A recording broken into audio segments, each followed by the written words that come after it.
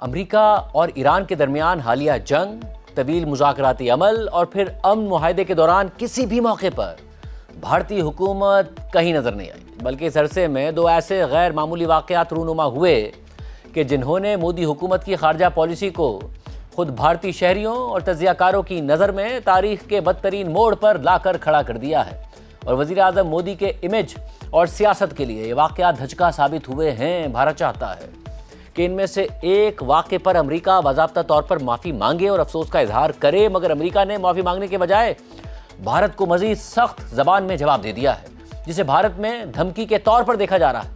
پہلے جنگ کے آغاز میں امریکہ نے بھارت میں فوجی مشقوں سے واپس جاتے ہوئے غیر مسلح ایرانی جہاز کو ٹارپیڈو کر دیا اور 80 سے زائد ایرانی اہلکاروں کو مار دیا۔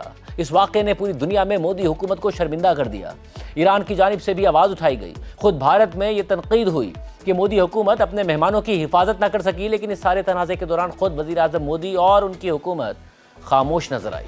امریکہ کے خلاف کوئی مؤثر قدم نہیں اٹھایا گیا، بلکہ یہ جواز پیش کر دیا گیا کہ ایرانی جہاز کو بھارتی سمندری حدود سے باہر نکلنے کے بعد نشانہ بنایا گیا ہے، مگر پھر گزشتہ ہفتے ایک واقعہ پیش آیا جس نے ایک دفعہ پھر مودی حکومت کو مشکل میں ڈال دیا ہے۔ گزشتہ بدھ کو امریکی فورسز نے عمان کے ساحل کے قریب امریکی نیول بلاکیڈ کی مبینہ خلاف ورزی پر ایک آئل ٹینکر کو نشانہ بنا ڈالا، جس میں 3 بھارتی سیلرز مارے گئے۔ اس واقعے نے پورے بھارت میں ہلچل مچا دی۔ امریکہ سے معافی مانگنے کے مطالبات کیے جانے لگے۔ مودی حکومت بھی شدید دباؤ میں آ گئی۔ پہلے تو بھارت میں امریکی سفارتکار کو طلب کر کے احتجاج ریکارڈ کرایا گیا، پھر جمعے کو بھارتی وزیر خارجہ جے شنکر اور امریکی وزیر خارجہ مارکو روبیو کے درمیان ٹیلی فونک گفتگو ہوئی، جس میں اسی واقعے پر بات کی گئی۔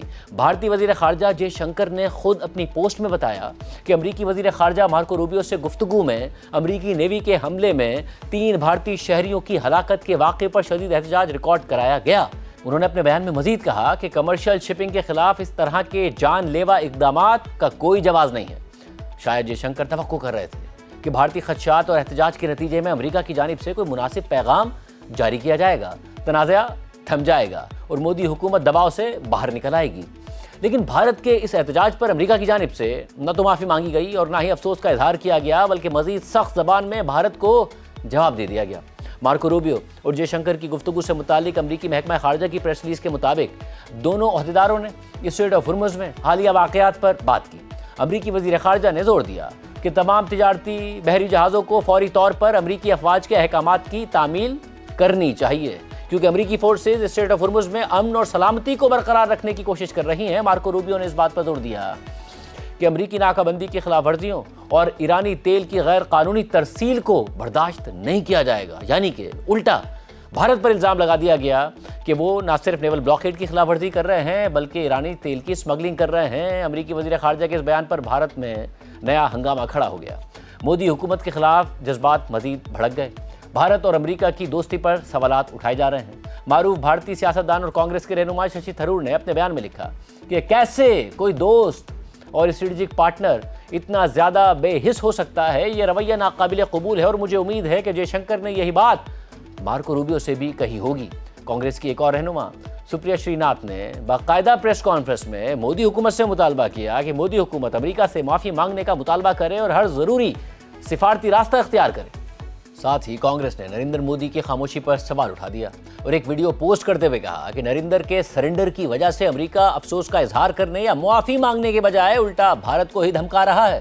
کانگریس نے ایک اور ویڈیو میں کہا کہ نریندر مودی ایک کمزور وزیر اعظم ہے۔ امریکی صدر ٹرمپ نے بار بار پاکستان سے سیز فائر کی بات کی، مودی خاموش رہے۔ ٹرمپ نے بھارتی مصنوعات پر ٹیرف لگائے، مودی خاموش رہے۔ ٹرمپ نے بھارت پر اپنی مرضی کی ٹریڈ ڈیل تھوپ دی، مودی چپ رہے۔